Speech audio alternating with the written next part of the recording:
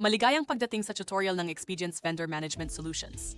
Ang tutorial na ito ay magbibigay sa iyo ng mas mahusay na pag-unawa kung paano isinasagawa ang pakikipag-ugnayan at komunikasyon sa pamamagitan ng email, pag-uusap sa telepono, at sa loob mismo ng platform ng Expedient. Simulan na natin. Umpisahan natin kung paano isinasalin ang pakikipag-ugnayan sa platform ng Expedient sa pamamagitan ng komunikasyon sa platform.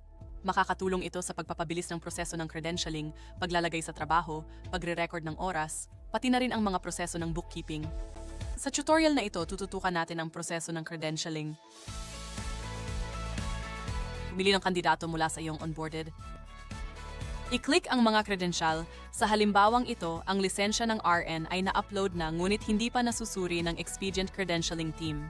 Malalaman mo ito dahil sa ilalim ng status column ay nakasaad na nakabinbin. Sa puntong ito, hindi pa ito naaprubahan o tinanggihan. Ang status column ay magiging mahalaga sa iyo kapag nagdaragdag ka ng mga credential para sa bagong pagsusumite at anumang oras na nagdaragdag ka ng linya ng item sa unang pagkakataon. Sa alinman sa mga kasong ito, ang komunikasyon ay dapat sa pamamagitan ng email mula sa iyo. Ang ahensya bilang Expedient ay hindi nakakatanggap ng mga abiso tungkol dito.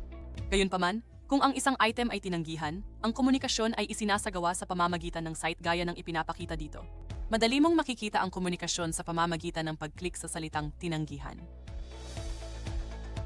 Kapag naklik mo na ang tinanggihan, makikita mo na ang dahilan o mga dahilan kung bakit, at ipapakita kung paano ito itatama at maaprubahan. Nagtala ako ng ilang mga halimbawa dito. Paalala, kapag ang isang item ay tinanggihan, mawawala ng bisa ang naunang pag-upload. Kaya't kapag nagbibigay ng mga na-update na pagwawasto, kailangan mong kumpletuhin ang pag-upload tulad ng dati sa pamamagitan ng pag-input ng lahat ng impormasyon at i-upload muli ang dokumento. Maaari mong gawin ang iyong mga update sa pamamagitan lamang ng pag-click sa tamang icon sa ilalim ng action column. Ngayon na nagawa mo na ang tamang mga pagwawasto, makikita mo na ang dokumento ay naaprubahan na. Ang komunikasyon sa loob ng Expedient platform ay medyo naiiba pagdating sa mga kasalukuyang kandidato na sa karamihan ng mga kaso ay kailangan lamang i-update ang mga nag-expire o mag-e-expire na item. Mapapansin mo na ang mga item na ito ay pinapansin sa pamamagitan ng pag-highlight sa pula. Upang mag-update ng nag-expire o mag-e-expire na item, pumunta lamang sa action column ng item na i-update at i-click ang tamang icon. Kapag nag-a-update ng nag-expire o mag-e-expire na item, tiyakin na gawin ang lahat ng tamang pagwawasto at pagkatapos ay i-click ang Submit Change Request. Kumpirmahin ang iyong change request sa pamamagitan ng pagdagdag ng dahilan para sa pagbabago at i-click ang Submit. Kapag naisumiti mo na ang change request, mapapansin mo na sa ilalim ng status column ay nanatiling hindi nagbago ang status. Ang dahilan ay ang kahilingan para sa pagbabago, tulad ng lahat ng iba pang kinakailangang dokumento, ay dapat aprubahan o tanggihan.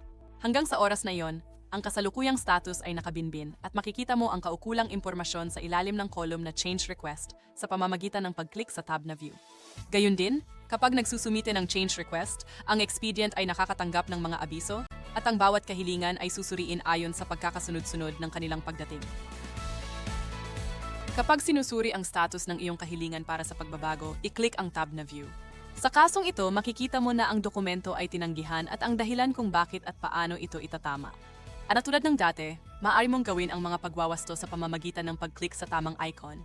Sa ilalim ng column na action, ibigay ang iyong dahilan para sa kahilingan ng pagbabago, tiyaking i-update ang mga petsa at idagdag muli ang dokumento at i-click ang Submit Change Request.